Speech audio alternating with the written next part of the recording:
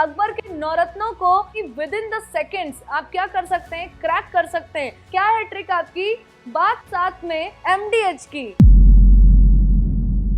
के लिए हम लेकर आए हैं एक शॉर्ट ट्रिक। किसकी? अकबर के नौरत्नों को जानने की और उससे रिलेटेड सारे क्वेश्चंस को सेकंड्स के अंदर सॉल्व करने के लिए, जिससे कि आपको तुरंत याद आ जाए कि अकबर के नौरत्न कौन से हैं। तो चलिए बात करते हैं उस शॉर्ट ट्रिक के बारे में जल्दी से कि वो ट्रिक्स क्या हैं। अकबर आपको पता होगा कि मुगल अंपायर से रिलेटेड है।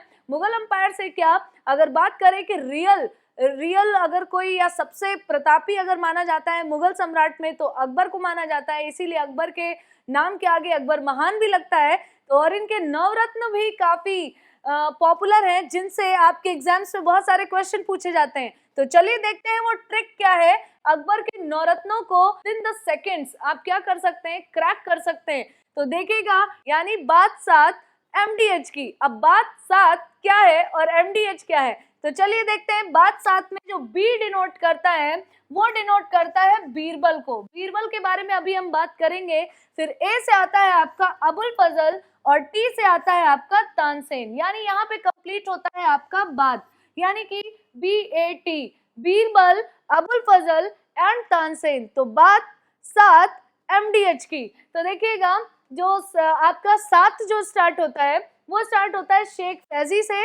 S for Sheikh Faizi, A for Abdul Rahim Khan खाना एंड T फॉर टोडरमल। तो बात साथ किसकी?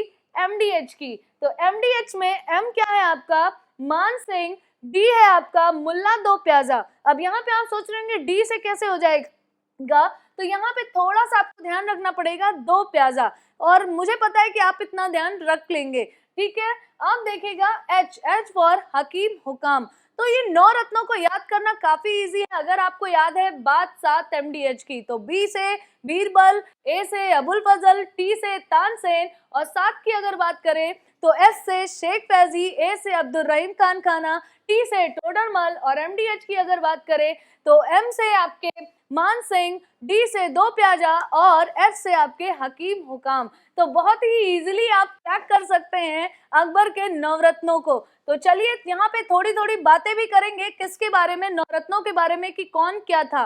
तो सबसे पहले बात करेंगे बीरबल की। अकबर बीरबल की काफी स्टोरीज आपने सुनी होंगी, शॉर्ट स्टोरीज होती थी जिसमें बीरबल अक्सर अकबर को मात दे जाते थे। तो बीरबल की खासियत क्या थी कि ये अपनी बुद्धिमानी से, वैसे तो इनका जन्म कहाँ पे हुआ था? उत्तर प्रदेश के जालौन में, लेकिन बीरबल को अकबर तक पहुंचाने में जो मेन रोल किसने प्ले किया था, तो वो रोल प्ले किया था आमेर के राजा भारमल ने, जिन्होंने इनको अकबर के दरबार में पहुंचाया। और अकबर भी इनकी बुद्धिमानी से काफी प्रभावित थे, जिसकी वजह से अकबर ने इनको अपने नवरत्नों में शामिल किया। यानी जो इनके खास थे, कौन थे? 9 लोग थे। तो सबसे पहले नाम बीरबल का ही आता है, क्योंकि सबसे ज्यादा बुद्धिमत्ता का काम अगर किसी ने दिखाया था अकबर के नवरत्नों में तो बीरबल ने ही दिखाया था। दूसरा नाम आता है अबुल फजल का। अबुल फजल के अगर बारे में बात करें तो अबुल फजल को हम लोग किस रूप में जानते हैं?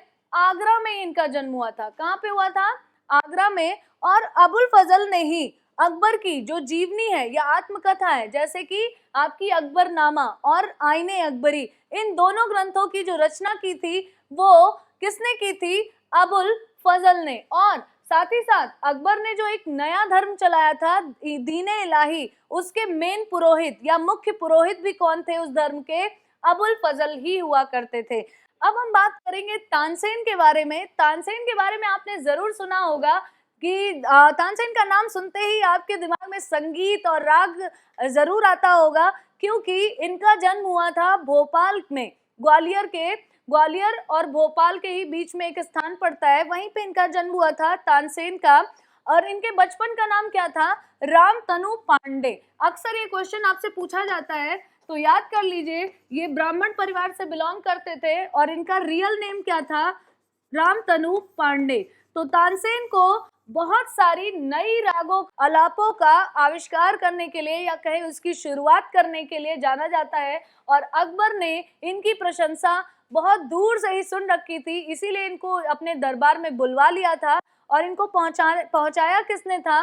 वृंदावन के संत थे, उनका नाम था हरिदास। तो हरिदास के शिष्य थे कौन? तानसेन। तो इनकी कई सारी पॉपुलर राग्स हैं, जैसे मियाँ की टोड़ी, मियाँ की मल्हार, इस तरीके से बहुत सारी इनकी रागें पॉपुलर हैं। किसकी? तानसेन की। तो अकबर ने इनको भी अपने नवरत्नों में शामिल किया था। तो तानसेन के बारे में अक्सर क्वेश्चन आता है, तो यहाँ पे जरूर ध्यान दीजिएगा कि क्या इनके बचपन का नाम था और किस लिए ये जाने जाते हैं। 4th नंबर पे आते हैं शेख फैजी। शेख फैजी की अगर हम बात करें तो शेख फैजी जो थे वो अबुल फजल के ही बड़े भाई थे। क्या थे? अबुल फजल के ही बड़े भाई। और इनको किस चीज का क्रेडिट जाता है?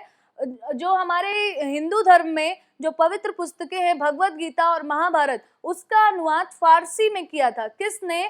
शेख फैजी ने। तो अबुल फजल के बड़े भाई थे और अकबर के मित्र भी थे, तो इनको भी अकबर ने अपने नवरत्नों में शामिल किया था। अब अगर बात करें फिर किसकी? अब्दुल रहीम खान खाना। तो अब्दुल रहीम खान खाना कौन थे?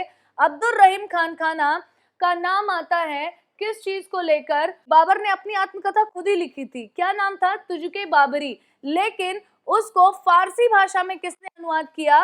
वो अनुवाद किया था अब्दुल रहीम खान खाना ने। नेक्स्ट कौन है आपका? टोडरमल। टोडरमल का जन्म कहाँ हुआ था? जब अवध कहलाता था। अवध आपके कहां से कहां तक है? जैसे फैजाबाद डिस्ट्रिक्ट अब अयोध्या के नाम से हो गई है, तो अवध से लेकर लक्ष्मणपुरी, जो कि अभी प्रेजेंट में क्या कहलाता है आपका? लखनऊ।